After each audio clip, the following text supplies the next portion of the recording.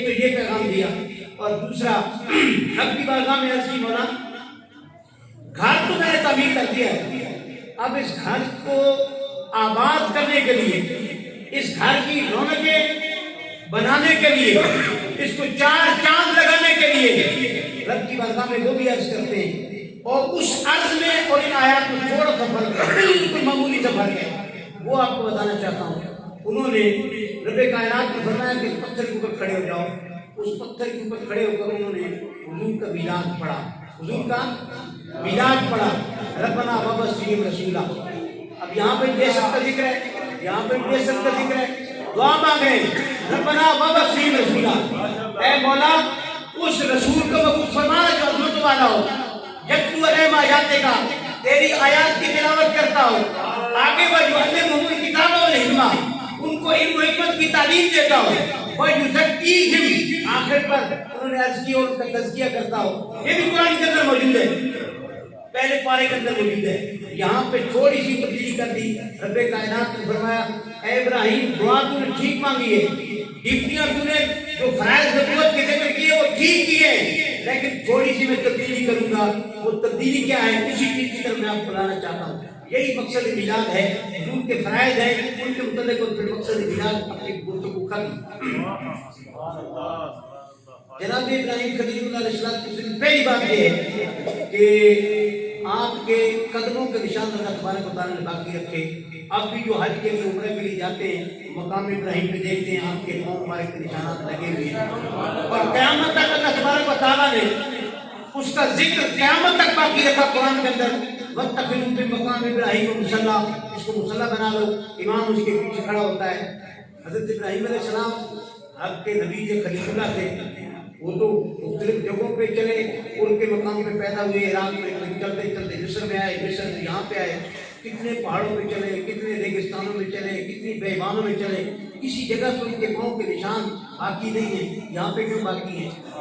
رب کائنات نے بتا دیا دنیا والوں میرا خلیل جب میرے محبوب کے میلاد کا ذکر کر رہا تھا، میرے محبوب کے آنے کا تذکرہ کر رہا تھا، ربنا وابعث فیہم کر رہا تھا، میری غیرت نے یہ گوارا نہ کیا، اور اس کو دنیا والوں کو بتانا چاہتا تھا میرے محبوب کے میلاد کا تذکرہ اگر جد الانبیاء کرے، اس پتھر کے کھڑا ہو کے کرے، اس پتھر کو اس کے نشانات کو قیامت تک باقی رکھے، دنیا والوں کو بتا دوں گا میرے محبوب کے میلاد کا ذکر کرنے والوں اللہ تبارک و تعالیٰ اپنی بارگاہ میں قبول فرما کے تمہیں وہ مقام و مرتبہ ضرور عطا فرماتا ہے۔ تکبیر،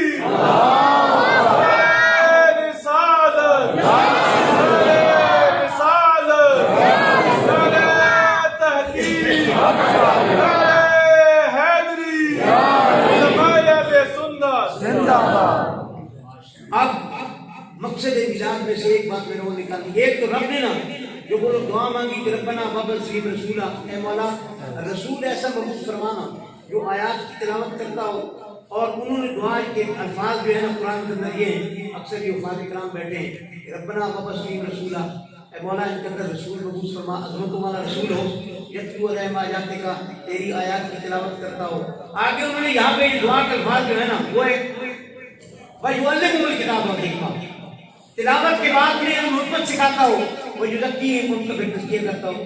رب نے فرمایا اے ابراہیم دعا تیری ٹھیک تھی، لیکن اس میں تھوڑی سی میں تبدیلی کروں گا، امینڈمنٹ کروں گا، تبدیلی ہوگی۔ وہ کیا تبدیلی ہے؟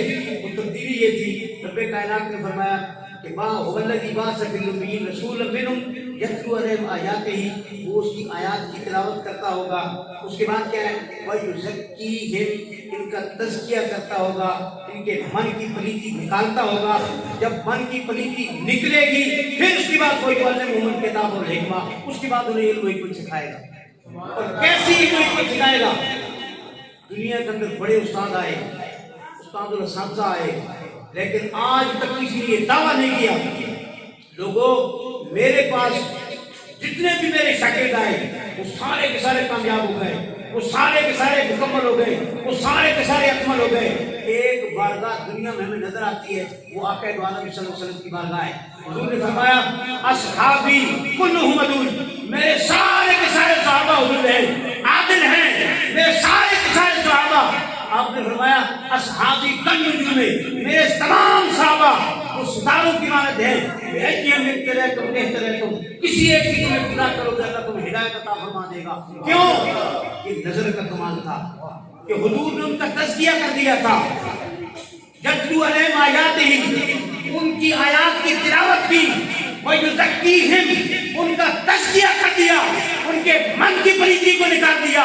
جب من کی پلیتی نکل گئی، وَيُعَلِّمُهُمُ الْكِتَابَ وَالْحِکْمَةَ، انہیں علم و حکمت سکھا دیا۔ خود نہ تھے جو راہ پر اوروں کے ہادی بن گئے، خود نہ تھے جو راہ پر اوروں کے ہادی بن گئے۔ یہ کیا نظر تھی جس نے مردوں کو مسیحا کر دیا۔ سبحان اللہ۔ تزکیہ کیسے کرتے ہیں؟ ایک مثال صرف میں نے پیش کرنی ہے اور اس کے حوالے سے آپ کو مقصد میلاد کے حوالے سے ٹچ کرنا ہے، میسج دینا ہے۔ حضرت محترم، آج معاشرے کی آنکھ میں حیا باقی نہیں ہے، معاشرے کی آنکھ میں حیا باقی نہیں ہے۔ یہ جو موبائل فون جسے ہم کہتے ہیں نا، یہ تو ہماری غیرت کا خون ہے، یہ ٹچ فون نہیں، یہ خون ہے، خون غیرت کا۔ نوجوان نسل تباہ ہو گئی، بچیاں تباہ ہو گئی، معاشرہ تباہ ہو گیا، گھرانے کے گھرانے تباہ ہو گئے۔ آؤ حضور کی بارگاہ میں مقصد میلاد سے پیغام لے کے جاؤ۔ نبی کریم صلی اللہ علیہ وسلم کیا پیغام دیتے ہیں اور کیا سکھاتے ہیں، کیا تزکیہ کرتے ہیں، اور پھر نبی کریم صلی اللہ علیہ وسلم سے فیض لے کر نبی کریم صلی اللہ علیہ وسلم کے راستے پر چلنے والے علماء امتی انبیاء بنی اسرائیل حضور کی آل پاک کیا پیغام دیتی ہے، علماء کیا پیغام دیتے ہیں، محراب الہمت سے کیا پیغام آتا ہے، اس کو سنو، اپنے پلے باندھو اور اپنے پاس رکھو۔ نبی کریم صلی اللہ علیہ وسلم کعبہ مشرفہ کے اندر آپ طواف کر رہے ہیں، طواف کرتے کرتے فضالہ ابھی تک اسلام قبول نہیں کیا، ایک طرف کھڑے ہیں، خنجر جو ہے نا وہ زہر کے اندر بجھا ہوا ہے، وہ اندر بغل کے اندر دبا کے کھڑے ہیں اور اپنے مقدر پہ حیران ہو رہے ہیں۔ آج مجھے وہ موقع مل گیا جو بڑے بڑے سورما نہ کر سکے۔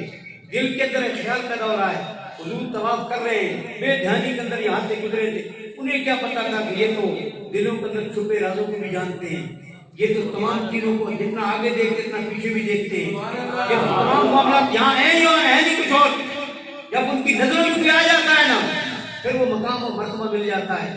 تو جب وہ دل ہی دل میں یہ کہہ رہے ہیں نا، حضور یہ طواف کرتے کرتے یہاں پہ پہنچیں گے نا، میں پیچھے اڑوں گا اور خنجر جو ہے زہر کے اندر بجھا ہوا، نقل کفر نباشت اعلیٰ یاد اللہ، حضور کو شہید کرنے کا پروگرام دل میں بنا کے کھڑے۔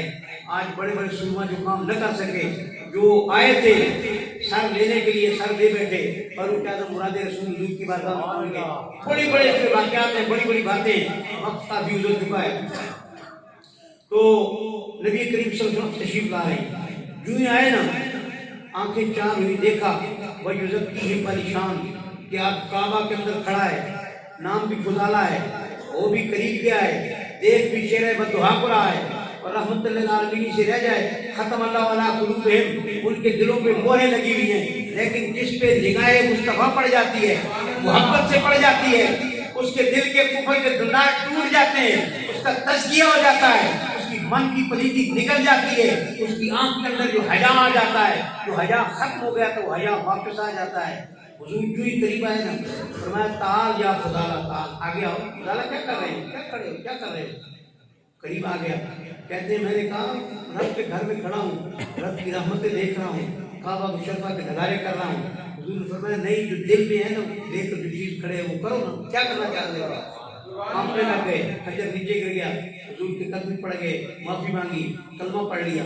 جب کلمہ پڑھنے کے بعد وہاں سے نکلے نا، آپ کو میں پیغام دینا چاہتا ہوں، جو مقصد میلاد ہے، ابھی تک اسلام قبول نہیں کیا تھا، یہ اپنے مقام پہ تھے، جب اسلام قبول کر لیا حضور کی بارگاہ میں آ گئے، حضور کی بارگاہ سے پیغام کیا لے کے جا رہے ہیں؟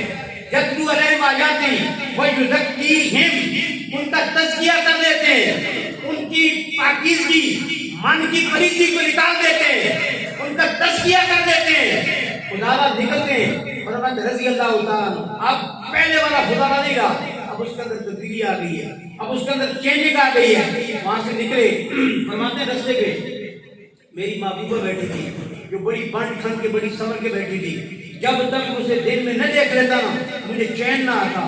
آج وہی محبوبہ بیٹھی ہوئی ہے، میں آنکھوں کو چھپائے وہاں سے گزر رہا ہوں. سبحان اللہ. یغض من ابصارہم یغضض من عورتوں کو آ گیا تم بھی اپنی نگاہوں کو نیچے رکھو. مردوں کو آ گیا تم بھی اپنی نگاہ. حضور کی بارگاہ سے فیض لے کے آ رہے تھے.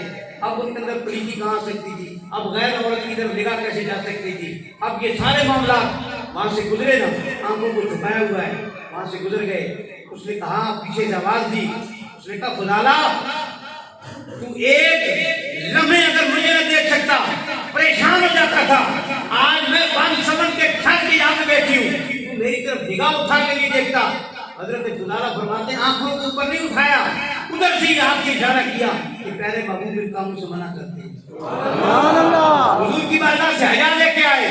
ایک ہی پیغام ہے ذکر میلاد کا, ایک ہی پیغام ہے مقصد میلاد کا کہ اللہ تبارک و تعالیٰ اس محفل کے تصدق سے اگر ہمیں آنکھوں میں حیا عطا فرما دے, اگر ہمیں اللہ تبارک و تعالیٰ پیارے محبوب کے ساتھ وفاداری عطا فرما دے, اگر پیارے محبوب کی تابعداری عطا فرما دے, چہرے پہ ہم حضور کی سنت کو سجا دیں. حضور نبی کریم صلی اللہ علیہ وسلم کے ختم نبوت کے حوالے سے اور تمام حوالوں سے. اور آخری بات برق کر کے اپنی گفتگو کو سمیٹتا ہوں کہ جتنا میں نے ذکر کیا, جتنی باتیں کی, آگے بڑھاتے جائیں کہ زندگی تو ختم ہو سکتی ہے. نبی کریم صلی اللہ علیہ وسلم کے جو خصائل ہیں, جو مراتب ہیں, جو مقام ہے, وہ ختم نہیں ہو سکتے. حضرات محترم, اللہ تبارک و تعالیٰ نے خاص اہتمام رکھا ہے, اور خاص اہتمام کیا ہے؟